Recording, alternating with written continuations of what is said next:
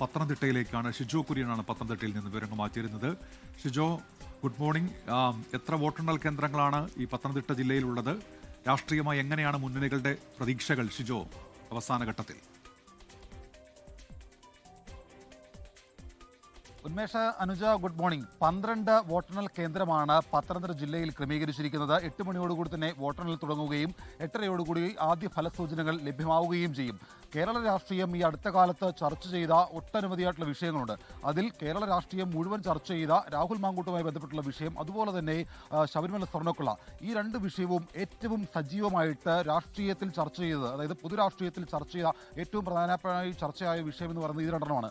അത് ഏറ്റവും കൂടുതൽ പത്തനംതിട്ടയിലെ രാഷ്ട്രീയ സാഹചര്യത്തിൽ ചർച്ചയാവുകയും ചെയ്തിട്ടുണ്ട്. രാഹുൽ മാങ്കൂട്ടുമായി ബന്ധപ്പെട്ടുണ്ടായിട്ടുള്ള എല്ലാ വിഷയങ്ങളും പത്തനംതിട്ട ജില്ലയുടെ ഗ്രാസ് റൂട്ട് ലെവലിൽ തന്നെ തദ്ദേശ തെരഞ്ഞെടുപ്പുമായി ബന്ധപ്പെട്ടുള്ള പ്രചരണത്തിൽ ഇടതുമുന്നണി സജീവമായിട്ട് അത് വിനിയോഗിച്ചിട്ടുണ്ട്. അതായത് ഓരോ ഇടത്തും പോയി കൃത്യമായിട്ട് പ്രചരണം നടത്തുമ്പോൾ രാഹുൽ മാങ്കൂട്ടത്തിനെതിരായിട്ടുള്ള കാര്യങ്ങൾ, അല്ലെങ്കിൽ രാഹുൽ മാങ്കൂട്ടുമായി ബന്ധപ്പെട്ടുള്ള വിഷയങ്ങൾ UDF-നെതിരെ ആയുധമാക്കിക്കൊണ്ട് ഇടതുപക്ഷവും BJP-യും ഇവിടെ പ്രവർത്തിക്കുന്നു. ശബരിമല സ്വർണ്ണക്കൊള്ള ഈ പറയുന്ന രീതിയിൽ UDF സംസ്ഥാന സർക്കാരിനെതിരെ, CPM-നെതിരെ വലിയ ആയുധമാക്കിക്കൊണ്ട് പത്തനംതിട്ട ജില്ലയിൽ പ്രവർത്തിച്ചതാണ്. നമുക്കറിയാം, ശബരിമല സ്വർണ്ണക്കൊള്ള കേരള രാഷ്ട്രീയം മുഴുവൻ ചർച്ച ചെയ്തപ്പോൾ പത്തനംതിട്ടയിൽ അത് വലിയ തരത്തിലുള്ള സ്വാധീനം ചെലുത്തിയിരുന്നു. അതായത് സർക്കാർ നിലവിൽ തദ്ദേശ തെരഞ്ഞെടുപ്പിൽ ഇടതുമുന്നണിക്ക് വലിയ തരത്തിലുള്ള സ്വാധീനം മുൻകാലങ്ങളിൽ നമ്മൾ കേരളത്തിലുടനീളം കണ്ടിട്ടുണ്ട്. എന്നാൽ ഇക്കുറി അത് അത്ര ഈസി ആയിട്ട് അവർക്ക് അധികാര തുടർച്ചയിലേക്ക് പോകാനുള്ള ഒരു വഴിയൊരുക്കുന്ന ഒരു സാധ്യത ഈ ഒരു ഘട്ടത്തിൽ കാണുന്നില്ല. അപ്പോൾ അത് വലിയ തരത്തിൽ പത്തനംതിട്ടയിലും പ്രതിഫലിക്കുന്നുണ്ട്. പത്തനംതിട്ട എന്ന് പറയുന്ന ഒരു 4 നഗരസഭകളുള്ള ഒരു ജില്ലയാണ് പത്തനംതിട്ട നഗരസഭ. അവിടെ രണ്ടിടത്താണ് ഇടതുമുന്നണി LDF ഭരിക്കുന്നത്. പത്തനംതിട്ടയിലും അടൂരിലും 2 മുനിസിപ്പാലിറ്റികളിൽ LDF ഭരിക്കുന്നുണ്ട്. അപ്പോൾ അവർ അവിടെ വീണ്ടും ഭരണ തുടർച്ചയിലേക്ക് പോകുമോ എന്നുള്ള കാര്യങ്ങൾ കണ്ടറിയണം. മറ്റൊരു കാര്യം എന്ന് പറയുന്നത് തിരുവല്ല നഗരസഭയാണ്. തിരുവല്ല നഗരസഭയിൽ നിലവിൽ ഭരിക്കുന്നത് UDF ആണ്. UDF-ന് അവിടെ ഇക്കുറി അധികാരം പിടിച്ചു നിർത്താൻ കഴിയുമോ എന്നുള്ള ആകാംക്ഷ കൂടിയുണ്ട്. കാരണം തിരുവല്ല നഗരസഭയിൽ ഇത്തവണ പോളിംഗ് വളരെ കുറവായിരുന്നു. താരതമ്യേന കഴിഞ്ഞ തവണത്തെ, അല്ലെങ്കിൽ കേരളത്തിലെ ഒരു രാഷ്ട്രീയ ചിത്രം പരിശോധിക്കുമ്പോൾ, പോളിംഗുമായി ബന്ധപ്പെട്ടുള്ള കാര്യങ്ങൾ പരിശോധിക്കുമ്പോൾ ഏറ്റവും കുറവ് പോളിംഗ് രേഖപ്പെടുത്തിയ ജില്ല എന്ന് പറയുന്നത് പത്തനംതിട്ട ജില്ലയാണ്. 66.78% മാത്രമാണ് പത്തനംതിട്ട ജില്ലയിൽ ഉണ്ടായിട്ടുള്ള പോളിംഗ് എന്ന് പറയുന്നത്. അതായത് കഴിഞ്ഞ ഒരു 2 തദ്ദേശ തെരഞ്ഞെടുപ്പിന്റെ ചരിത്രം പരിശോധിച്ചു കഴിഞ്ഞാൽ 2015-ൽ 72% മുകളിലേക്ക് പോളിംഗ് പോയതാണ്. 2020-ലേക്ക് വന്നപ്പോൾ അത് 69 കുറയുന്നു. 2025-ലേക്ക് വരുമ്പോൾ അത് വീണ്ടും കുറയുകയാണ്, 66 വീണ്ടും കുറയുന്നു. അപ്പോൾ ഇങ്ങനെ ഈ പോളിംഗ് കുറയുന്നത് തങ്ങൾക്ക് അനുകൂലമാകുമോ അല്ലെങ്കിൽ പ്രതികൂലമാകുമോ എന്നുള്ള ആശങ്ക ഇടത് വലത് മുന്നണികൾക്കുണ്ട്. അപ്പോൾ ഇത് പത്തനംതിട്ടയെ സംബന്ധിച്ചുകൊണ്ട് ആര് അധികാരത്തിലേക്ക് വരും എന്നുള്ളത് വലിയ ആകാംക്ഷ നിറയ്ക്കുന്ന കാര്യമാണ്. ഇടതുമുന്നണിക്കുണ്ടായിരുന്ന ആ ഒരു പവർ ഇത്തവണ അത് കുറഞ്ഞു പോകുമോ എന്നുള്ള ആ ഒരു ആശങ്ക ഇടതുമുന്നണിക്കുണ്ട്. അതേസമയം അധികാരത്തിലേക്ക് തിരിച്ചു വരാൻ കഴിയും എന്നുള്ള പ്രതീക്ഷ UDF വെച്ച് പുലർത്തുന്നുണ്ട്. BJP-യെ സംബന്ധിച്ചുകൊണ്ട് BJP ഏറ്റവും അധികം പ്രതീക്ഷിക്കുന്നത് പന്തളം നഗരസഭയിലാണ്. കേരളത്തിൽ BJP പാലക്കാട് കഴിഞ്ഞാൽ ഭരിക്കുന്ന 2ാമത്തെ നഗരസഭ എന്ന് പറയുന്നത് പന്തളമാണ്. പന്തളത്ത് അവർക്ക് വീണ്ടും അധികാര തുടർച്ചയുണ്ടാകും എന്നുള്ള ഒരു ആത്മവിശ്വാസം BJP വെച്ച് പുലർത്തുന്നുണ്ട്. 4 മുനിസിപ്പാലിറ്റികളിൽ, അതായത് ഏറ്റവും അധികം പോൾ ചെയ്യപ്പെട്ടത് പന്തളം നഗരസഭയിലാണ്. 70% മുകളിലേക്ക് പോളിംഗ് പന്തളത്തേക്ക് പോയിരുന്നു. അപ്പോൾ അത് തങ്ങൾക്ക് അനുകൂലമാകും എന്നുള്ള ഒരു പ്രതീക്ഷയിലാണ് BJP ഉള്ളത്. അവിടെ BJP അധികാര തുടർച്ച ലക്ഷ്യമിടുന്നുണ്ട്. അതേസമയം BJP-യിൽ നിന്ന് തിരിച്ചു പിടിക്കാൻ കഴിയും എന്നുള്ള പ്രതീക്ഷയിലാണ് UDF-ഉം LDF-ഉം ഉള്ളത്. പക്ഷേ LDF ഭരിക്കുന്ന അടൂരിലും പത്തനംതിട്ടയിൽ നിന്നും അധികാരം അവർ കൈവിട്ടു പോകുമോ എന്ന ആശങ്ക LDF-നുണ്ട്. പലതരമായിട്ടുള്ള വിഷയങ്ങളുണ്ട്. പ്രത്യേകിച്ച് ശബരിമല സ്വർണ്ണക്കൊള്ളയുമായി ബന്ധപ്പെട്ടുകൊണ്ട് പത്മകുമാറുമായി ബന്ധപ്പെട്ടുള്ള കാര്യങ്ങളിൽ അവിടെ CPM-ന് വലിയ തരത്തിലുള്ള തിരിച്ചടി ഉണ്ടായിട്ടുണ്ട്. കാരണം CPM-ന്റെ ഒരു പ്രധാനപ്പെട്ട ജില്ലയിലെ നേതാവ് തന്നെയായിരുന്നു പത്മകുമാർ അറസ്റ്റിലായതോടുകൂടി വലിയ തരത്തിലുള്ള ഒരു തിരിച്ചടി CPM-നടക്കം പത്തനംതിട്ട ജില്ലയിൽ ഉണ്ടായിട്ടുണ്ട്. അതിനുമപ്പുറത്തേക്ക് ഈ പറയുന്ന 4 നഗരസഭകൾക്കപ്പുറത്തേക്ക് ഈ പറയുന്ന പഞ്ചായത്ത് ഡിവിഷൻ കഴിഞ്ഞ തവണ 16 ആയിരുന്നു. ജില്ലാ പഞ്ചായത്ത് 16 ഡിവിഷനിൽ 12 ഇടത്തും ഭരിച്ചിരുന്നത് CPM ആണ്. അപ്പോൾ അതിനപ്പുറത്തേക്ക് ഇത്തവണ അത് 17 ഡിവിഷനായിട്ട് മാറിയിട്ടുണ്ട്. അപ്പോൾ ഈ 12ഉം 4ഉം എന്നുള്ള രീതിയിലായിരുന്നു കഴിഞ്ഞ തവണ ജില്ലാ പഞ്ചായത്തിലേക്കുള്ള ഒരു കക്ഷിനില. അപ്പോൾ ഇത്തവണ അത് ഒരു ടൈറ്റ് കോമ്പറ്റീഷനിലേക്ക് പോയിട്ടുണ്ട് എന്നുള്ളത് ഉറപ്പാണ്. അപ്പോൾ അവിടെ ആര് അധികാരത്തിലേക്ക് വരും എന്നുള്ളതൊക്കെ ഒരു ആകാംക്ഷ നിൽക്കുന്ന ചോദ്യങ്ങളാണ്. മറ്റ് 53 ഗ്രാമപഞ്ചായത്ത് ഡിവിഷനുണ്ട്. 53 ഗ്രാമപഞ്ചായത്തിൽ 38 ഇടത്തും ഇടതുമുന്നണിക്ക് ആധിപത്യമുണ്ട്. അത് തുടരാൻ കഴിയുമെന്നുള്ള ആശങ്കയുണ്ട്. 3 ഇടത്തും മാത്രമാണ് BJP ഉള്ളത്. മറ്റ് കോൺഗ്രസിനും വലിയ തരത്തിലുള്ള ശക്തി കഴിഞ്ഞ കാലങ്ങളിൽ കാണിക്കാൻ കഴിഞ്ഞിട്ടില്ല. ഇത്തവണ അവർ അധികാരത്തിലേക്ക് വരാൻ കഴിയും, കൂടുതൽ ശക്തി കാണിക്കാൻ കഴിയും എന്നുള്ള തരത്തിലുള്ള പ്രതീക്ഷകളാണ് അവർ വെച്ച് പുലർത്തിയിരുന്നത്. ഇപ്പോൾ നമുക്കറിയാം, രാഹുൽ മാങ്കൂട്ടത്തിന്റെ അടുത്ത സുഹൃത്തുക്കളായിട്ടുള്ള റെനോ പി രാജൻ, ഫെന്നി നൈനാൻ അടക്കമുള്ളവർ ഇത്തവണ ജനവിധി തേടുന്നുണ്ട്. CPIയിൽ നിന്ന് ഈ പറയുന്ന കോൺഗ്രസിലേക്ക് പോയിട്ടുള്ള ശ്രീനാദേവി കുഞ്ഞമ്മ അടക്കമുള്ള ആളുകൾ ഇത്തവണ ജനവിധി തേടിയിരുന്നു. അപ്പോൾ രാഹുൽ മാങ്കൂട്ടത്തിന്റെ അടുത്ത സുഹൃത്തുക്കളായിട്ടുള്ള റെനോ പി രാജനും അതുപോലെ തന്നെ ഈ ഫെനി നൈനതുമൊക്കെ പലതരമായിട്ടുള്ള വിവാദ വിഷയങ്ങളിൽ ചെന്ന് ചാടിയതാണ്. അപ്പോൾ അവരൊക്കെ അധികാരത്തിലേക്ക് വരുമോ അല്ലെങ്കിൽ അവർക്ക് ജയിച്ചു വരുമോ എന്നുള്ള ചോദ്യങ്ങളൊക്കെ ജില്ലയിൽ നിന്ന് ഉയർന്നു കേൾക്കുന്നുണ്ട്. എന്തായാലും അങ്ങേയറ്റം വാശിയേറിയ ഒരു പോരാട്ടം നടന്ന ഒരു ജില്ലയാണ് പത്തനംതിട്ട ജില്ല. മലയോര വിഷയങ്ങളടക്കം, മലയോര മേഖല കൂടിയാണ്, വന്യജീവി വിഷയങ്ങളടക്കം സജീവ ചർച്ചയായിരുന്നു. കേരളം മുഴുവൻ ചർച്ച ചെയ്തപ്പെട്ടുള്ള രാഹുൽ മാങ്കൂട്ടത്തിൽ വിഷയം, ശബരിമല സ്വർണ്ണക്കൊള്ള, അങ്ങനെ രാഷ്ട്രീയ വിഷയങ്ങൾക്കപ്പുറത്തേക്ക് ജനകീയമായിട്ടുള്ള വിഷയങ്ങളടക്കം ചർച്ച ചെയ്യപ്പെട്ട ഒരു ജില്ല കൂടിയാണ് പത്തനംതിട്ട ജില്ല. എന്തായാലും 8 മണിയോടുകൂടി വോട്ടെണ്ണൽ ആരംഭിക്കും. 12 കേന്ദ്രങ്ങളിലായിട്ടാണ് വോട്ടെണ്ണൽ തുടങ്ങുക. ഞാനിപ്പോൾ നിൽക്കുന്നത് പത്തനംതിട്ട കാതലിക് കോളേജിലാണ്. അവിടെ നിലവിൽ ഒരുക്കങ്ങളും മറ്റ് നടപടികളിലേക്ക് കടന്നിട്ടില്ല. എല്ലാ ഒരുക്കങ്ങളും പൂർത്തിയായിട്ടുണ്ട്. സുരക്ഷയ്ക്കായിട്ട് പോലീസ് ഉദ്യോഗസ്ഥരടക്കം വിന്യസിച്ചിട്ടുണ്ട്. 8 മണിയോടുകൂടി അതാണ് ഏറ്റവും പ്രധാനമായി ശബരിമല സ്വർണ്ണക്കൊള്ള എന്നുള്ളത്. അത് ചർച്ചാ വിഷയമായിട്ടുണ്ടോ? പലപ്പോഴും CPIഎമ്മിന്റെ നേതാക്കളോടൊക്കെ സംസാരിക്കുമ്പോൾ അവർ പറയുന്നത് അടിത്തട്ടിലേക്ക് ഇത്തരം വിഷയങ്ങളൊന്നും അല്ല കടന്നു ചെന്നിട്ടുള്ളത് എന്നതാണ്. ഏതായാലും നമുക്കറിയാം ജനങ്ങൾ ഈ കാര്യത്തിലൊക്കെ ഏത് തരത്തിലേക്ക് നിലപാട് സ്വീകരിച്ചിരിക്കുന്നു എന്നുള്ളത്. കൃത്യമായി 8 മണിക്ക് തന്നെ വോട്ടെണ്ണൽ ആരംഭിക്കും. നമ്മൾ ഇനി പോകുന്നത് വയനാട് ജില്ലയിലേക്കാണ്. വയനാട് ജില്ലയിൽ നമുക്കറിയാവുന്ന പോലെ ഉന്മേഷ്, ഏറ്റവും കൂടുതൽ പോളിംഗ് ശതമാനം രേഖപ്പെടുത്തിയ ജില്ല കൂടിയാണ് വയനാട്. കൂടുതൽ ആളുകൾ പോളിംഗ് ബൂത്തിലേക്ക് എത്തുന്നു എന്ന പ്രത്യേകതയുണ്ട്. വയനാട് UDFനെ സംബന്ധിച്ച് ഏറ്റവും കൂടുതൽ പ്രതീക്ഷയുള്ള ഒരു ജില്ല കൂടിയാണ്. സുർജിത്ത് അയ്യപ്പത്ത് വിശദാംശങ്ങളുമായി. സുർജിത്ത്, ജില്ലാ പഞ്ചായത്ത് UDF കൈവശം വെച്ചിരിക്കുന്ന ഒരു ജില്ല എന്ന പ്രത്യേകതയുണ്ട്. ഒപ്പം തന്നെ ബ്ലോക്ക് ഗ്രാമപഞ്ചായത്തുകളിലൊക്കെ UDFനാണ് അവിടെ മേൽക്കൈയുള്ളത്. അപ്പോൾ ആ ഒരു മേൽക്കൈ തുടരാൻ, അത് നിലനിർത്താൻ കഴിയുമെന്ന പ്രതീക്ഷ UDFനുണ്ട്. ഒപ്പം തന്നെ LDFന്റെ പ്രതീക്ഷകൾ എങ്ങനെയാണ്? അത് പ്രാദേശികമായ വിഷയങ്ങൾ, പല വിഷയങ്ങളുണ്ട്. അത് കൂടാതെ വന്യമൃഗശല്യം ഉൾപ്പെടെയുള്ള വിഷയങ്ങളുണ്ട്. കൂടാതെ നമുക്കറിയാം മുണ്ടക്കൈ ചൂരൽമല ഉരുൾപൊട്ടൽ ദുരന്തമുണ്ടായതിനു ശേഷം ഉള്ള തെരഞ്ഞെടുപ്പാണ്. അതിൽ പലയിടങ്ങളിലും വികാരാധീനരായി തന്നെ ഈ വോട്ടർമാർ ഈ തെരഞ്ഞെടുപ്പിനെ സമീപിക്കുന്ന കാഴ്ചകൾ പല ഘട്ടങ്ങളിൽ നമ്മൾ കണ്ടതാണ്. മുണ്ടക്കൈ ചൂരൽമലയിലൊക്കെയുള്ള ആളുകൾ ഇത് അവസാനമായാണ് അവരുടെ ഒരു തെരഞ്ഞെടുപ്പ് അവരുടെ സ്വന്തം ഇടത്തിൽ നിന്ന് അവർ ചെയ്യുന്നത്. ഇനി മറ്റ് പലയിടങ്ങളിലേക്ക് മാറിപ്പോകുന്നു. അങ്ങനെ ആ തരത്തിലേക്കൊക്കെയുള്ളൊരു എലമെന്റ് കൂടി അവിടെ ഉണ്ടെന്ന് നമുക്കറിയാം. ഏതായാലും എങ്ങനെയാണ് പ്രതീക്ഷകൾ? വിവിധ മുന്നണികളുടെ എല്ലാ ഒരുക്കങ്ങളും പൂർണ്ണമാണല്ലോ. അനുജ, കഴിഞ്ഞ തദ്ദേശ തെരഞ്ഞെടുപ്പിനെ അപേക്ഷിച്ച് നേരിയ കുറവ് മാത്രമാണുള്ളത്. കഴിഞ്ഞ തവണ 79% കടന്ന പോളിംഗ് നിലയാണ് ഉണ്ടായിരുന്നത്. പക്ഷേ ഇത്തവണ അത് 78.29 എന്നുള്ള സംഖ്യയാണ് ഇത്തവണത്തെ പോളിംഗ് നില. സ്വാഭാവികമായും മുന്നണികളുടെ ചങ്കിടിപ്പ് കൂട്ടുന്ന വിധത്തിലുള്ള ഒരു പോളിംഗ് നിലയാണ് ഉണ്ടായിട്ടുള്ളത്. പ്രധാനമായും ഈ കഴിഞ്ഞ തെരഞ്ഞെടുപ്പിൽ ചർച്ചയായ വിഷയം UDF ഉയർത്തിക്കൊണ്ടുവന്നത് ബ്രഹ്മഗിരി ക്രമക്കേടാണ് ഏറ്റവും പ്രധാനമായിട്ടുള്ളത്. കാരണം നിക്ഷേപകരുടെ തുക തിരിച്ചു നൽകാത്തതുമായി ബന്ധപ്പെട്ട് വലിയ രീതിയിലുള്ള ആക്ഷേപം നേരിടുന്നുണ്ട് ഇടതുമുന്നണി. ഈ സാഹചര്യത്തിൽ ഇടതുമുന്നണിക്കെതിരെ ഒരു ആയുധം എന്നുള്ള നിലയിൽ ഏറ്റവും പ്രധാനമായി പ്രാദേശിക തലത്തിൽ ഉയർത്തിക്കൊണ്ടുവന്നത് ബ്രഹ്മഗിരി ക്രമക്കേടാണ്. അതോടൊപ്പം തന്നെ സ്വർണ്ണക്കൊള്ള അടക്കമുള്ള സംസ്ഥാന തലത്തിലുള്ള വിവിധ വിഷയങ്ങൾ ചൂണ്ടിക്കാട്ടിക്കൊണ്ടുള്ള പ്രചാരണ പ്രവർത്തനങ്ങളും നടത്തിയിട്ടുണ്ട് UDF. അതോടൊപ്പം ഈ UDFനെ സംബന്ധിച്ചിടത്തോളം എന്നും ഒരു മേൽക്കൈയുള്ള ഒരു ജില്ലയാണ്. കഴിഞ്ഞ തെരഞ്ഞെടുപ്പിലും അതിൻ്റെ ഒരു പ്രതിഫലനം ഉണ്ടായിട്ടുണ്ട്. പ്രത്യേകിച്ച് ജില്ലാ പഞ്ചായത്തിൽ ജില്ലാ പഞ്ചായത്തിൽ 8-8 എന്നുള്ള നിലയിലായിരുന്നു കഴിഞ്ഞ തവണ. നറുക്കെടുപ്പിന്റെ ആനുകൂല്യത്തിലാണ് UDFന് സംഷാദ് മരക്കാരായിരുന്നു പ്രസിഡന്റായി ഉണ്ടായിരുന്നത്. വൈസ് പ്രസിഡന്റ് സ്ഥാനം സമാനമായ രീതിയിൽ തന്നെ നറുക്കെടുപ്പായിരുന്നു. അത് CPIയുടെ പ്രതിനിധിക്കാണ് ആ നറുക്കെടുപ്പിലൂടെ ഈ സ്ഥാനം ലഭിച്ചിട്ടുള്ളത്. പക്ഷേ പഞ്ചായത്തുകളുടെ കണക്കുകളിൽ 23-ൽ 16 UDFനൊപ്പം നിന്ന അനുഭവമാണ് ഉണ്ടായിട്ടുള്ളത്. ബ്ലോക്ക് പഞ്ചായത്ത് തുല്യനിലയിലാണ്. മുനിസിപ്പാലിറ്റി പരിശോധിക്കുമ്പോൾ കൽപ്പറ്റയിലും ഒപ്പം തന്നെ മാനന്തവാടിയിലും UDFും സുൽത്താൻ ബത്തേരിയിൽ LDFുമാണ് വിജയം കൈയാളിയിരുന്നത്. ഇത്തവണ ഈ സമവാക്യങ്ങളിൽ മാറ്റം ഉണ്ടാകുമോ എന്നുള്ളതാണ് ഏവരും ഉറ്റുനോക്കിക്കൊണ്ടിരിക്കുന്ന കാര്യം. ഈ പ്രധാനമായും LDF പ്രചാരണ വിഷയത്തിൽ ഊന്നിയ കാര്യം എന്ന് പറയുമ്പോൾ അത് ഈ വികസന വിഷയങ്ങൾ തന്നെയാണ്. അതിൽ ഏറ്റവും നിർണായകമാണ് വയനാടിൻ്റെ കണക്ടിവിറ്റി എന്നുള്ളത്. അതിൽ നിർണായകമായി LDF അവതരിപ്പിച്ചത് ഈ തുരങ്കപാത അടക്കമുള്ള വികസന വിഷയങ്ങളാണ്. അതോടൊപ്പം തന്നെ ബദൽപാതകളുടെ കാര്യത്തിൽ ചിപ്പിലിത്തോട് മരുതിലാവ് ബദൽപാത, അതോടൊപ്പം തന്നെ പൂഴിത്തോട് പടിഞ്ഞാറത്തറ ബദൽപാത, ഇതടക്കമുള്ള പാത കണക്ടിവിറ്റിയുമായി ബന്ധപ്പെട്ട വിഷയങ്ങളടക്കം LDF ഉന്നയിക്കുന്ന വിഷയം ഉണ്ടായിരുന്നു. ഒപ്പം തന്നെ രാഹുൽ മാങ്കൂട്ടം വിഷയമടക്കം സജീവമായ രീതിയിലുള്ള ചർച്ച ആയി. ഒളിവിൽ ആയ ഘട്ടത്തിലായിരുന്നു ഒരുപക്ഷെ വയനാട്ടിൽ രാഹുൽ മാങ്കൂട്ടത്തിലുണ്ടോ എന്നുള്ള അഭ്യൂഹങ്ങൾ ഉയർന്ന ഉൾപ്പെടെയുള്ള വിഷയങ്ങൾ നിലനിന്നിരുന്നു. ഇതെല്ലാം തന്നെ പ്രചരണത്തിൽ വിഷയമാക്കാൻ വേണ്ടി LDFന് കഴിഞ്ഞിട്ടുണ്ട്. എന്തായാലും പ്രാദേശിക വിഷയങ്ങൾ കൂടി ചർച്ച ചെയ്യപ്പെട്ട ഒരു തെരഞ്ഞെടുപ്പായിരുന്നു. പ്രത്യേകിച്ച് വന്യമൃഗശല്യം അടക്കമുള്ള പ്രാദേശിക വിഷയങ്ങൾ. അതോടൊപ്പം LDF ചൂണ്ടിക്കാട്ടിയത് ഈ സഹകരണ ബാങ്കുകൾക്കെതിരെ കേന്ദ്രീകരിച്ച്, പ്രത്യേകിച്ച് പുൽപ്പള്ളി അടക്കമുള്ള സഹകരണ ബാങ്കുകൾ കേന്ദ്രീകരിച്ചുള്ള ക്രമക്കേടുകളിൽ UDFന്റെ പങ്കാളിത്തമുണ്ട്.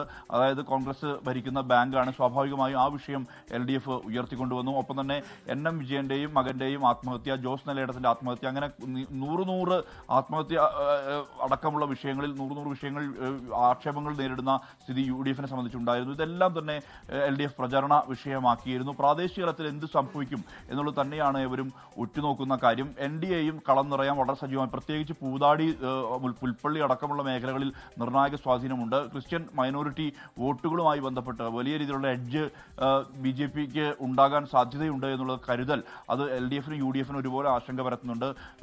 BJPയുടെ അവകാശവാദം പൂതാടിയും പുൽപ്പള്ളിയും നിർണായകമായ ശക്തിയാകുമെന്നുള്ള കാര്യമാണ് അവർ പങ്കുവയ്ക്കുന്നത്. അതേസമയം ഈ കൽപ്പറ്റ അടക്കമുള്ള നഗരസഭ തിരിച്ചുപിടിക്കും എന്നുള്ള തരത്തിൽ LDF പറയുന്നുണ്ട്. പക്ഷേ UDF പറയുന്നത് 18 സീറ്റിന്റെ ഒരു മേൽക്കൈ തങ്ങൾക്കുണ്ട്. സ്വാഭാവികമായും ആ 18 സീറ്റിൽ ഒരു മെജോറിറ്റിയിലൂടെ തന്നെ നിലനിർത്താൻ കഴിയും കൽപ്പറ്റ എന്നുള്ളതാണ് പറയുന്നത്.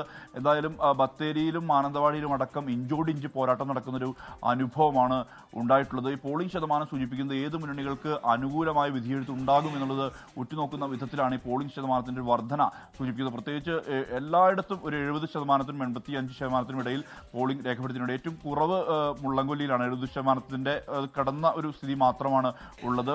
വലിയ രീതിയിൽ ഈ നൂൽപ്പുഴ അടക്കമുള്ള പ്രത്യേകിച്ച് ഗോത്ര മേഖലയിൽ ഉള്ള വോട്ടർമാരടക്കം വലിയ രീതിയിൽ വോട്ട് പോൾ ചെയ്യുന്ന ഒരു അനുഭവം ഈ തെരഞ്ഞെടുപ്പിൽ കണ്ടു എന്നുള്ളതാണ് ഏറ്റവും പ്രധാനപ്പെട്ട കാര്യം. എന്തായാലും ഏവരും ഉറ്റുനോക്കുന്നത് എന്ത് സംഭവിക്കും, അതായത് ഇവിടുത്തെ ഒരു സ്ഥിതി പറയാൻ ആർക്കും കഴിയാത്ത ഒരു സ്ഥിതി. പ്രത്യേകിച്ച് ഈ ബൂത്ത് ലെവൽ കണക്കുകളിൽ നിന്ന് പോലും, കണക്കുകളുടെ ശേഖരണം നടത്തിയപ്പോൾ പോലും അതിനകത്ത് പോലും കൃത്യമായ രീതിയിൽ വലിയൊരു മെജോറിറ്റി എഡ്ജ് കൽപ്പിക്കുന്നില്ല. ഇന്നലെ പോലും കൽപ്പറ്റയിൽ UDFന്റെയും LDFന്റെയും എല്ലാം തന്നെ യോഗങ്ങൾ നടന്നതാണ്. അതിൽ നിന്നും ഒരു വലിയ എഡ്ജ് ഉണ്ടാകും വിജയം എന്ന് അവകാശപ്പെടുമ്പോൾ പോലും അത് 20 വോട്ട് 30 വോട്ട് എന്നുള്ള കണക്കാണ് ബൂത്ത് ലെവലിൽ നിന്ന് കിട്ടുന്നത്. എന്തായാലും വോട്ടെണ്ണലിന്റെ സജ്ജീകരണങ്ങളും ഒരുക്കങ്ങളും എല്ലാം തന്നെ ഇതിനകം തന്നെ പൂർത്തിയായിട്ടുണ്ട്. ഇതിൽ വിവിധ കേന്ദ്രങ്ങളിലാണ്, അതായത് മാനന്തവാടി ബ്ലോക്ക് പഞ്ചായത്ത് എണ്ണുന്നത് Mananthavady saint Patrick's higher secondary സ്കൂളിലാണ്. സുൽത്താൻ ബത്തേരി ബ്ലോക്ക് പഞ്ചായത്തിന്റെ എണ്ണുന്നത് സുൽത്താൻ ബത്തേരി സെന്റ് മേരീസ് കോളേജിലാണ്. കൽപ്പറ്റ ബ്ലോക്കിൻ്റേത് കൽപ്പറ്റ SKNJ ഹൈസ്കൂളിലാണ്.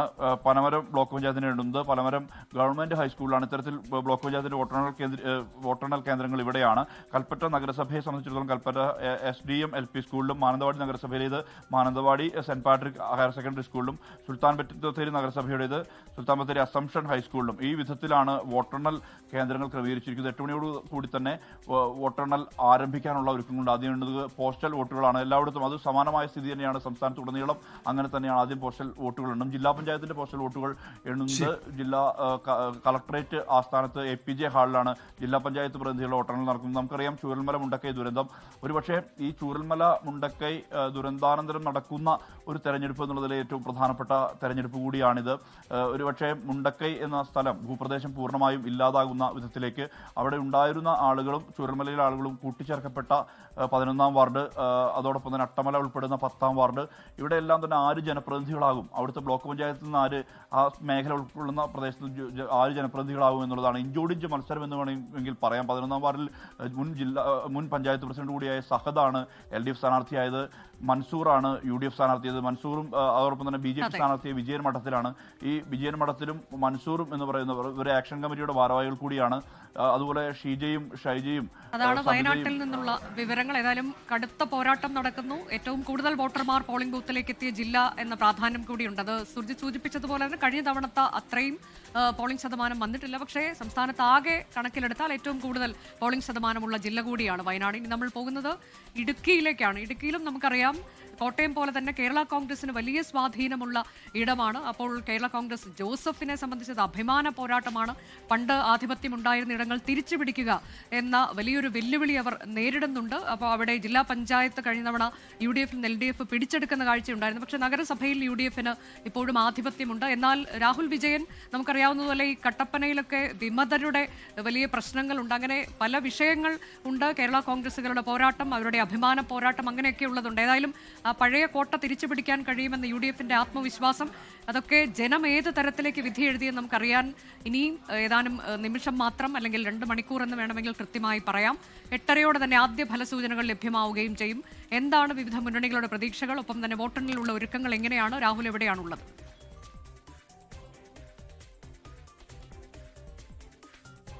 പൈനാവിലെ മോഡൽ റെസിഡൻഷ്യൽ സ്കൂളിലാണ്.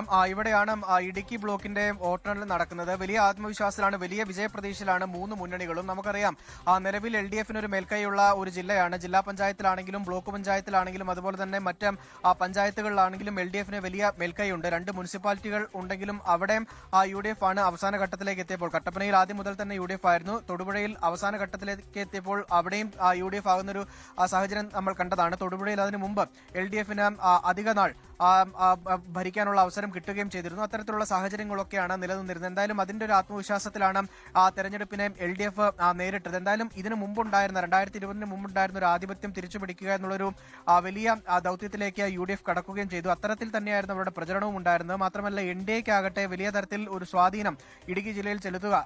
ഈ കഴിഞ്ഞ ലോക്സഭാ തെരഞ്ഞെടുപ്പിൽ ലോക്സഭാ സ്ഥാനാർത്ഥിയായിട്ടുള്ള സംഗീത വിശ്വനാഥൻ ഏകദേശം 97,000-ഓളം വോട്ടുകൾ ഇവിടെ കരസ്ഥമാക്കിയതാണ്. NDAയുടെ ചരിത്രത്തിൽ ആദ്യമായിട്ടാണ് അത്തരത്തിലൊരു വോട്ട് NDAക്ക് ലഭ്യമാകുന്നത്. അതിന്റെ ഒരു ആത്മവിശ്വാസം സ്വാഭാവികമായിട്ടും NDAക്കുണ്ട്. പല പഞ്ചായത്തുകളിലെ വാർഡുകളിലും അവർക്ക് വലിയ തരത്തിലുള്ളൊരു മേൽക്കൈ ഉണ്ടാക്കാൻ കഴിയും, വലിയ തരത്തിൽ സീറ്റുകൾ നേടിയെടുക്കാൻ കഴിയുമെന്നുള്ളൊരു ആത്മവിശ്വാസം അവരും വെച്ച് പുലർത്തുന്നുണ്ട്. അതിനപ്പുറത്തേക്ക് പ്രധാനമായും ഇവിടെ ഭൂപ്രശ്നങ്ങൾ അതുപോലെ തന്നെ മനുഷ്യ വന്യജീവി സംഘർഷങ്ങൾ ഇത് രണ്ടുമാണ് പ്രധാനമായും ഈ തെരഞ്ഞെടുപ്പ് കാലയളവിൽ പ്രചരണത്തിൽ ഏറ്റവും കൂടുതൽ മുന്നണികൾ മുന്നോട്ട് വെച്ചത്. ഈ മനുഷ്യ വന്യജീവി സംഘർഷം തടയുന്നതിനും അതുപോലെ തന്നെ ഭൂപ്രശ്നങ്ങൾ പരിഹരിക്കുന്നതിനും LDF സർക്കാർ നടത്തിയ ശ്രമങ്ങളാണ് LDF പ്രധാനമായും പ്രചരണ വിഷയമാക്കിയത്. എന്നാൽ അതിനെ മറികടക്കുന്ന വിധത്തിൽ ഇതൊന്നും ജനങ്ങൾക്ക് പ്രയോജനപ്പെട്ടില്ല. അതിനപ്പുറത്തേക്ക് മനുഷ്യ വന്യജീവി സംഘർഷം എത്രത്തോളം ആളുകളെ ബാധിച്ചിട്ടുണ്ട്, ഭൂപ്രശ്നത്തിൽ എത്രത്തോളം ആളുകൾ വലയുന്നുണ്ട് എന്നതടക്കമുള്ള കാര്യങ്ങൾ ചൂണ്ടിക്കാണിച്ചുകൊണ്ടാണ് UDFും NDAയും അതിനൊരു പ്രതിരോധം തീർത്തത്. എന്തായാലും ഇതൊക്കെ എത്രത്തോളം ആളുകളിലേക്ക് എത്തി എന്നുള്ളത് ഇന്നിപ്പോൾ ഈ തെരഞ്ഞെടുപ്പിന്റെ വോട്ടെണ്ണൽ കഴിയുമ്പോൾ മനസ്സിലാക്കാനും കഴിയും. ആരുടെ പ്രചരണമാണ് അല്ലെങ്കിൽ ആര് പറഞ്ഞതാണ് ആളുകൾ കൂടുതൽ വിശ്വസിച്ചത് എന്നുള്ളത് ഈ വിഷയത്തിൽ കൃത്യമായിട്ടും ഈ തെരഞ്ഞെടുപ്പ് ബോധ്യപ്പെടുത്തി തരുന്ന കൂടിയായിരിക്കും. അതിനപ്പുറത്തേക്ക് അനുജയ് സൂചിപ്പിച്ച പോലെ തന്നെ കേരള കോൺഗ്രസുകൾക്ക് സ്വാധീനമുള്ള മറ്റൊരു ജില്ല, കോട്ടയം കഴിഞ്ഞാൽ ഏറ്റവും കൂടുതൽ കേരള കോൺഗ്രസിന് സ്വാധീനമുള്ള ഒരു ജില്ല എന്ന് പറയുന്നത് ഇടുക്കി തന്നെയാണ്. ജോസഫിന്റെ ഒരു തട്ടകം അത് തന്നെയാണ് ഇടുക്കി. കഴിഞ്ഞ തവണ ഈ കേരള കോൺഗ്രസ് എമ്മിന്റെ ഒരു പോക്ക് UDFിൽ നിന്നുണ്ടായ പോക്ക് അത് UDFിന് വലിയ തരത്തിൽ കോട്ടം ഉണ്ടാക്കിയിരുന്നു. അതുപോലെ തന്നെ LDFിന് അത് മികച്ച നേട്ടമുണ്ടാക്കി. ഇത്തവണ എന്താണ് സാഹചര്യം, കഴിഞ്ഞ തവണത്തെ അതേ രീതി ആവർത്തിക്കുമോ, കേരള കോൺഗ്രസുകളുടെ ഒരു സ്വാധീനം എത്രത്തോളം ആയിരിക്കും എന്നുള്ളത് കൃത്യമായിട്ടും നിർവചിക്കപ്പെടുന്നൊരു തെരഞ്ഞെടുപ്പ് കൂടിയാണിത്. ജോസഫിനെ സംബന്ധിച്ചിടത്തോളം കഴിഞ്ഞ തവണ ഉണ്ടായിരുന്ന അതേ സീറ്റുകൾ തന്നെ വാർഡുകളിലെല്ലാം തന്നെ UDF കൊടുക്കുകയും ചെയ്തിട്ടുണ്ട്. കേരള കോൺഗ്രസ് എമ്മിന് LDFിലാകട്ടെ അപ്രതീക്ഷിതമായിട്ടുള്ളൊരു സ്വാധീനം അവർക്ക് അവിടെയും ലഭ്യമാകുന്നുണ്ട്. CPIയുടെ ഉൾപ്പെടെ സീറ്റുകൾ അവർക്ക് നൽകി എന്ന പ്രചരണം വരെ പല ഘട്ടത്തിലും ഉണ്ടായതാണ്. അത്തരത്തിൽ കേരള കോൺഗ്രസിന് വലിയ പ്രാധാന്യം LDF നൽകുന്നു. അതുപോലെ തന്നെ ഇവിടെ ജോസഫ് വിഭാഗത്തിന് UDFിലും പഴയ പ്രാതിനിധ്യം കൊടുത്തുകൊണ്ടുള്ള ഒരു തെരഞ്ഞെടുപ്പിനെ നേരിടലായിരുന്നു ഇത്തവണ കണ്ടത്. അതുകൊണ്ട് തന്നെ കേരള കോൺഗ്രസുകൾ തമ്മിലുള്ള ഒരു മത്സരം അതുകൂടി ഇവിടെ നടക്കുന്നുണ്ട് എന്നുള്ളതാണ് വളരെ പ്രധാനപ്പെട്ട കാര്യം. അവരുടെ ഒരു ശക്തി എത്രത്തോളമായിരിക്കും, ജോസഫിനാണോ മാണിക്കാണോ കൂടുതൽ ശക്തി ഇടുക്കി ജില്ലയിൽ എന്ന് തെളിയിക്കുന്ന ഒരു തെരഞ്ഞെടുപ്പ് കൂടിയായിരിക്കും ഇതെന്നുള്ള കാര്യത്തിൽ യാതൊരു സംശയമില്ല. ജില്ലാ പഞ്ചായത്തിൽ നിലവിൽ LDF ആണ് ഭരിക്കുന്നത്. അതിന് മുമ്പുണ്ടായിരുന്ന UDFിന്റെ ഭരണസമിതി എല്ലാവർക്കും അറിയാവുന്നതാണ്. ആ ഒരു UDFിന്റെ ആധിപത്യം ജില്ലാ പഞ്ചായത്തിൽ ഉൾപ്പെടെ തിരിച്ചു പിടിക്കുക എന്നുള്ളത് വലിയ ഒരു ദൗത്യമായി തന്നെ UDF മുന്നോട്ട് വെച്ചിട്ടുണ്ട്. അതിനുവേണ്ടിയുള്ള പ്രചരണം യുവ നേതാക്കളെ ഉൾപ്പെടെ ഇറക്കിക്കൊണ്ട് യൂത്ത് കോൺഗ്രസിന്റെ ജില്ലാ അധ്യക്ഷനും അതുപോലെ തന്നെ ഉപാധ്യക്ഷനും ഉൾപ്പെടെ പൈനാവിലും അതുപോലെ തന്നെ ഉപ്പുതറയിലും മത്സരിക്കുന്നുണ്ട്. പ്രമുഖ നേതാക്കൾ എല്ലാവരും തന്നെ മത്സരിക്കുന്നു മറ്റു ഡിവിഷനുകളിലും എന്നുള്ളതാണ് വളരെ പ്രധാനമായും എടുത്തു പറയേണ്ടത്. ഇനി കൗതുകകരമായിട്ടുള്ള അല്ലെങ്കിൽ കേന്ദ്രമായി മാറുന്നതെന്ന് പറഞ്ഞാൽ കട്ടപ്പന നഗരസഭയാണ്. കട്ടപ്പന നഗരസഭയിൽ പ്രമുഖ നേതാക്കളുടെ മുതിർന്ന നേതാക്കളുടെ ഒരു മത്സരം തന്നെ അവിടെ നടക്കുന്നുണ്ട്. അതിലേറ്റവും എടുത്തു പറയേണ്ടത് EM അഗസ്തിയുടെയാണ്. 2 തവണ ഉടുമ്പൻചോല MLA അതുപോലെ തന്നെ 1 തവണ പീരിമേട് MLA, നിലവിൽ AICC അംഗം കൂടിയായിട്ടുള്ള EM അഗസ്തി. അതായത് ഇടുക്കി ജില്ലയിൽ നിന്ന് AICC അംഗമാകുക എന്ന് പറയുന്ന അത്ര ചെറിയ കാര്യമൊന്നുമല്ല. അങ്ങനെ പദവിയിലിരിക്കുന്ന ഒരാൾ നഗരസഭയിലേക്ക് മത്സരിക്കുന്നു, മുനിസിപ്പാലിറ്റിയിലേക്ക് മത്സരിക്കുന്നു. അത് വളരെ കൗതുകമുണർത്തുന്ന ഒരു കാര്യം കൂടിയായിരുന്നു. എന്തായാലും നഗരസഭ പിടിച്ചു കഴിഞ്ഞാൽ ചെയർമാൻ സ്ഥാനത്തേക്ക് ഉൾപ്പെടെ EM അഗസ്തി ഉണ്ടാകും എന്നുള്ളതാണ് അദ്ദേഹത്തിന്റെ ക്യാമ്പുകൾ വ്യക്തമാക്കുകയും ചെയ്യുന്നത്. അതുപോലെ തന്നെ UDFിന്റെ ജില്ലാ കൺവീനർ മത്സരിക്കുന്ന, ജോയി വെട്ടിക്കൂടി മത്സരിക്കുന്ന, അത്തരത്തിൽ പ്രമുഖ നേതാക്കൾ, ജില്ലയിലെ മുതിർന്ന നേതാക്കൾ മത്സരിക്കുന്ന ഒരു നഗരസഭ കൂടിയാണ് കട്ടപ്പന എന്ന് പറയുന്നത്. അവിടെ വിമത ശല്യവും വലിയ തരത്തിലുള്ള ഒരു പ്രതിസന്ധി ഉണ്ടാക്കിയിരുന്നു. ആദ്യഘട്ടത്തിൽ തന്നെ ഏകദേശം 11ഓളം പേർ വിമത സ്ഥാനാർത്ഥികളായി നാമനിർദ്ദേശ പത്രിക നൽകിയിരുന്നു. അതിനുശേഷം നേതാക്കൾ നടത്തിയ അനുനയ നീക്കത്തിൽ അത് 4ആയി ചുരുങ്ങിയെങ്കിലും ഉള്ള വിമത സ്ഥാനാർത്ഥികൾ അത്ര നിസ്സാരക്കാരല്ല, ശക്തർ തന്നെയാണ്. നേരത്തെ പഞ്ചായത്ത് മുനിസിപ്പാലിറ്റി ചെയർപേഴ്സൺ വരെയായിട്ടുള്ള ബീന ജോബി, അതുപോലെ തന്നെ ബീന ജോബിയുടെ ഭർത്താവ് ജോബി സ്റ്റീഫൻ ഉൾപ്പെടെ വിമത സ്ഥാനാർത്ഥികളായിട്ട് മത്സരിക്കുന്നുണ്ട്. അത്തരത്തിലുള്ളൊരു സാഹചര്യം കൂടിക്കൊണ്ട് കട്ടപ്പന നഗരസഭ ഒരു ശ്രദ്ധാകേന്ദ്രമായി മാറുന്നുണ്ട്. അതുപോലെ തന്നെ തൊടുപുഴ നഗരസഭയിൽ ലീഗും കോൺഗ്രസും തമ്മിലുണ്ടായിരുന്ന തർക്കം അത് കഴിഞ്ഞ തവണ UDFന് ഭരണം ഇല്ലാതാക്കുന്ന അവസ്ഥയിലേക്ക് വരെ പോയിരുന്നു. അത്തരം സാഹചര്യങ്ങൾ നിലനിൽക്കുന്നത് കൊണ്ട് തന്നെ തൊടുപുഴ നഗരസഭയിലെ നിലവിലത്തെ സാഹചര്യം എത്രത്തോളം ആയിരിക്കും, എത്ര സീറ്റുകൾ നേടാൻ കഴിയും എന്നതടക്കമുള്ള കാര്യങ്ങൾ കൃത്യമായി ബോധ്യപ്പെടുത്തി തരുന്ന ഒരു തെരഞ്ഞെടുപ്പ് കൂടിയാണ്. ഇതെന്തായാലും 8 ബ്ലോക്ക് പഞ്ചായത്തുകൾ കൂടി ഇടുക്കിയിലുണ്ട്. അതിൽ 4-4 എന്ന നിലയിലാണ് LDFും UDFും ഉള്ളത്. അവിടെയും എന്ത് സംഭവിക്കുമെന്നുള്ളത് കാത്തിരുന്ന് തന്നെ കാണണം. ശരി, രാഹുൽ വിജയനാണ് ഇപ്പോൾ ഇടുക്കിയിൽ നിന്നുള്ള വിവരങ്ങൾ നൽകുക. അനുജ, നമ്മളിനി ആലപ്പുഴയിലേക്കാണ്. അശ്വിൻ പാലാടിയാണ് ചേരുന്നത്. ആലപ്പുഴയിൽ LDFന് വലിയ മേൽക്കൈയുള്ള ഇടമാണ്. കഴിഞ്ഞ തവണയൊക്കെ നമുക്കറിയാം 2020 2015 മികച്ച പ്രകടനം LDFന് കാഴ്ചവെക്കാൻ കഴിഞ്ഞ ഇടമാണ്. അപ്പോൾ അവിടെ ഇത്തവണ എങ്ങനെയാണ് അവരുടെ പ്രതീക്ഷകൾ, വോട്ടെണ്ണലിനുള്ള ഒരുക്കങ്ങൾ? അശ്വിൻ പാലാടിയുണ്ട്. അശ്വിൻ, ഈ നിലവിലെ രാഷ്ട്രീയ അവസ്ഥയ്ക്ക് വലിയ മാറ്റങ്ങൾ ഉണ്ടാകാൻ സാധ്യതയുണ്ടോ? ഈ തദ്ദേശ സ്ഥാപനങ്ങളിൽ എന്തൊക്കെയാണ് മുന്നണികൾ അവസാന ഘട്ടത്തിൽ വെച്ച് പുലർത്തുന്ന പ്രതീക്ഷകൾ? എന്തൊക്കെയാണ് വിവരങ്ങൾ അശ്വിൻ? രമേശ്, അനുജ, എന്തായാലും ആലപ്പുഴ സംസ്ഥാനത്ത് തന്നെ ശ്രദ്ധാകേന്ദ്രമാണ്. കാരണം ആദ്യം നമ്മൾ സൂചിപ്പിച്ചതുപോലെ ഇടതുപക്ഷത്തിന് വ്യക്തമായ മേൽക്കോയ്മയുള്ള ഒരു ജില്ലയാണ്. അതിപ്പോൾ ജില്ലാ പഞ്ചായത്ത് എടുത്താലും ഗ്രാമപഞ്ചായത്തുകൾ എടുത്താലും ബ്ലോക്ക് പഞ്ചായത്തുകൾ എടുത്താലും എല്ലാം അവിടെ LDFന്റെ ഒരു ആധിപത്യമാണുള്ളത്. ആകെ 72 പഞ്ചായത്തുകളാണ് ആലപ്പുഴയിലുള്ളത്. അതിൽ 52ഉം ഭരിക്കുന്നത് ഇടതുമുന്നണിയാണ്. ആലപ്പുഴ ജില്ലാ പഞ്ചായത്തിലേക്ക് വന്നതിൽ 23 സീറ്റിൽ 21ഉം LDFന്റേതാണ്. വർഷങ്ങളായത് LDFന്റെ കുത്തകയാണ് ആലപ്പുഴ ജില്ലാ പഞ്ചായത്ത്.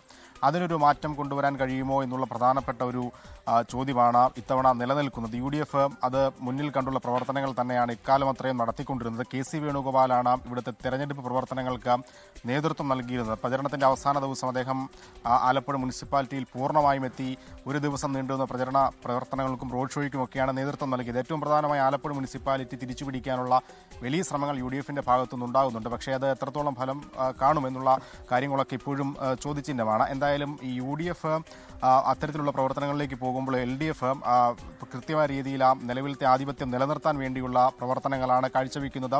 പാർട്ടി സെക്രട്ടറി MV ഗോവിന്ദനടക്കം നേരിട്ടെത്തി നടത്തിയ പ്രചരണ പ്രവർത്തനങ്ങൾ അതിന് ചുക്കാൻ പിടിക്കുന്നതാണ്. എന്തായാലും അതിനെല്ലാം അപ്പുറത്തേക്ക് BJPയുടെ കാര്യത്തിലേക്ക് പോയാൽ അവർക്ക് ആധിപത്യമുള്ള പഞ്ചായത്തുകളിൽ കൃത്യമായ ഇടപെടലുകൾ നടത്തിയിട്ടുണ്ട്. അത് 5 പഞ്ചായത്തുകൾ അവർ സെലക്ട് ചെയ്ത് വെച്ചിട്ടുണ്ട്. അത് ആലപ്പുഴയുടെ സൗത്ത് മേഖലകളിലാണ്. അവിടെ 5 പഞ്ചായത്തുകളിൽ BJPയുടെ സംസ്ഥാന നേതാക്കൾ നേരിട്ടെത്തി ഏകോപനം നടത്തിയുള്ള പ്രവർത്തനങ്ങൾ നടത്തിയിരുന്നു. ആ പഞ്ചായത്തുകളിൽ ഭരണം പിടിക്കുക എന്നുള്ളതാണ് അവിടെ ലക്ഷ്യം. കഴിഞ്ഞ തവണ കപ്പിനും ചുണ്ടിനുമിടയിൽ BJPക്ക് നഷ്ടമായ പഞ്ചായത്തുകളാണ്. അവിടെ BJP അധികാരത്തിലെത്താനുള്ള സാധ്യതകളൊക്കെ ഉണ്ടായിരുന്നെങ്കിൽ പോലും BJP അധികാരത്തിൽ വരാതിരിക്കാൻ LDFും UDFും ചേർന്ന് നിന്ന് അവിശ്വാസമൊക്കെ പാസ്സാക്കി അവരെ മാറ്റി നിർത്തിയ കഥകളൊക്കെയുള്ള ചില പഞ്ചായത്താണ് ഈ 5 പഞ്ചായത്ത്. അവിടങ്ങളിലാണ് ഇത്തവണ ഏറ്റവും ശ്രദ്ധേയമായ പോരാട്ടം ആലപ്പുഴയിൽ നടക്കുന്നത്. എന്തായാലും 1666 ജനപ്രതിനിധികളെയാണ് ആകെ തിരഞ്ഞെടുക്കുന്നത്. 18 കേന്ദ്രങ്ങളിലായി വോട്ടെണ്ണൽ ആരംഭിക്കും. നമ്മളുള്ളത് ആലപ്പുഴ നഗരസഭയുടെ വോട്ടെണ്ണുന്ന സെന്റ് ജോസഫ് ഗേൾസ് ഹൈസ്കൂളിലാണ്. അവിടെ 8 മണിയോടുകൂടി പ്രവർത്തനങ്ങളൊക്കെ ആരംഭിക്കും. സ്ട്രോങ് റൂമിന് മുന്നിൽ പോലീസിന്റെ ശക്തമായ കാവലുണ്ട്. 8 മണിയോടുകൂടി ആളുകൾ എന്തായാലും എത്തും. എന്തായാലും അനുജ, നമ്മൾ ആദ്യം സൂചിപ്പിച്ചതുപോലെ 1666 കഴിഞ്ഞ തവണത്തെ കണക്ക് വെച്ച് നോക്കുമ്പോൾ 101 സീറ്റുകൾ കൂടുതലാണ്. അവിടങ്ങളിലൊക്കെ എങ്ങനെ ഈ മാറി മറിഞ്ഞുള്ള രാഷ്ട്രീയ സമവാക്യങ്ങൾ ഉണ്ടാകുമെന്നുള്ളതൊക്കെ ശ്രദ്ധേയമാണ്. അതിനപ്പുറത്തേക്ക് രാമങ്കിരി പോലെയുള്ള നാടകീയ സംഭവങ്ങൾ അരങ്ങേറിയ പഞ്ചായത്തുകളുണ്ട്. CPIയും CPMും നേർക്കുനേർ മത്സരിക്കുന്ന പഞ്ചായത്തുകളുണ്ട്.